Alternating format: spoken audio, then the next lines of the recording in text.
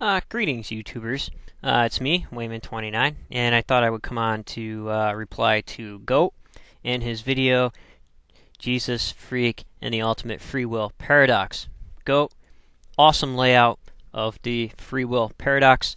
That's better than some ministers I've known, and you've explained it very well, and I guess many people could take a lesson from how you present your material, I myself included. It's true. I'm probably one Christian who tends not to believe as strongly in free will, because I'll tell you why. Because I believe that free will was a New Testament Orthodox idea, which means that it was created a century or two later after the Orthodox movement was established in early Christianity. I believe that from reading the Jewish literature, in no way does it say that anybody has the free will to do anything. And you find Yahweh manipulating the doings of man, and it's very well put out that there's a divine plan and that mostly people have nothing to do with it, and those who come in contact with that plan are like pawns in that plan and will move to and fro as they will, and by the influence of the God. And so to say that God kills everybody off because they sinned is wrong, because even non-sinners get killed in the biblical text. So I guess one thing that would really throw free will is the idea of the book of Job. And here you have the Job, where the main lesson of it is that good things happen to good people and good things happen to bad people, and vice versa. Bad things happen to good people and bad things happen to bad people. And you know, his friends come over while he's sitting in the shards, and like I said before, Job could have been an atheist sitting in the shards, and his friends could have been around. Oh, you must have done something to bring this evil upon you. And his reply was no. And Job wants to put Yahweh on trial. And in the end, Yahweh speaks in a beautiful poem from the whirlwind, who says, Job, it's none of your business. You're just a man. Live with it. And knowing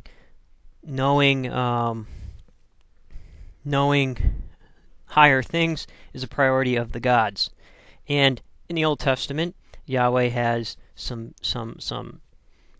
a lot of actually human characteristics, because in mythology, human doings and actions and characteristics are reflected on the gods in the stories and in the motifs and as archetypes. So you have people say, oh, Yahweh would never change his mind, or God, especially New Testament people, oh, God doesn't change his mind, he knows the future. However, in the Old Testament, it doesn't come across that way. One example where Yahweh fumbles around a little bit is in the second chapter of Genesis, which is much older than the first chapter, and it shows how Yahweh forgets to create the female, and he notices that the animals have a mate, so he decides to create a female for Adam, or the man. And also, people say, God, wouldn't sin. God can't sin. However, in 1 Kings 22, Yahweh, as head of the heavenly council, has a meeting and asks who will go to the prophets as a lying spirit to deceive them, and Ahab. So Ahab meets his demise. So it's kind of like the idea of the Greek ideas of come on, what's the name of it? It's not fate. It's something I can't remember the name. Maybe somebody does. It was in the I don't know. Somebody can post in the comments what that is. Well, anyways, it's like that.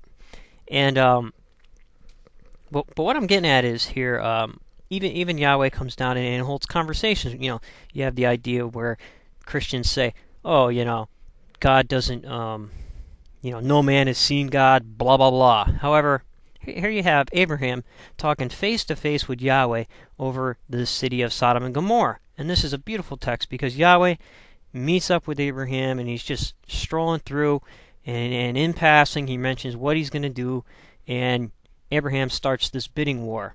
And Abraham could have got it down to, I believe, one person if he would have kept going. However, Abraham was scared of Yahweh, so he stopped at 10. And also, you have Jacob wrestling with Yahweh. Very personal stuff going on. And so, Yahweh is more personal and more like man.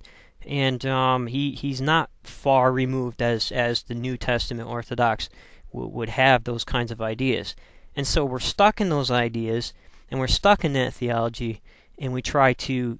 It's kind of like putting a square peg in a round hole, because you're taking the square peg of Christianity and early Orthodox and you're putting it in the round Jewish mythology and thinking. And also, when that happens, you become removed from the motifs, the archetypes, and the mythology, and ultimately you end up with something that is very shallow and is less meaningful. So that is probably one of the best ways to kill a religion, is to try to prove it true. So take care there, goat. Awesome video, and keep up the good work. Take care, YouTubers. Take care of yourself and each other.